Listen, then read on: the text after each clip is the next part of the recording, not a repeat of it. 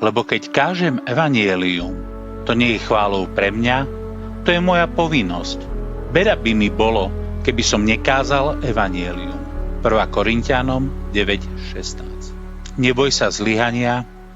2. Poďme sa ešte raz pozrieť, ako môžeme prekonať strach zo zlyhania. Poprvé, usiluj sa o dosiahnutie životného cieľa, ktoré ti dal Boh. Aby si mohol v niečom naozaj uspieť, musíš byť preto zapálený. A Boh ti dá oboje. Zjaví ti svoj zámer, cieľ pre tvoj život a dá ti túžbu a vášeň, aby si ho chcel naplniť. Pavol mal nadanie, vzdelanie a konexie, ktoré mu dávali možnosť vykonávať množstvo rôznych povolaní. Napísal však, lebo keď kážem evanjelium, to nie je chválou pre mňa, to je moja povinnosť. Beda by mi bolo, keby som nekázal evanjelium. Verš 16. Existuje niečo, v čom sa vášnivo angažuješ? Niečo, prečo si zapálený? Venuj sa tomu, lebo je to kľúč k tvojmu životnému cieľu. Po druhé, polož si tieto otázky.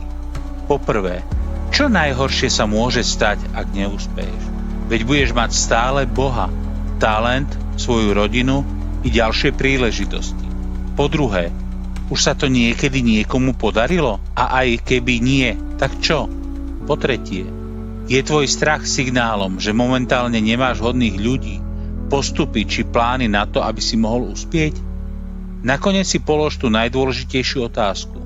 Z akých dobrých vecí sa budeš môcť tešiť, keď uspeješ? Udržuj si pozitívny prístup a ver, že to zvládneš. Pozri sa svojmu strachu do očí a smelo vyhlás. Všetko môžem v Kristovi, ktorý ma posilňuje. Filipským 4.13.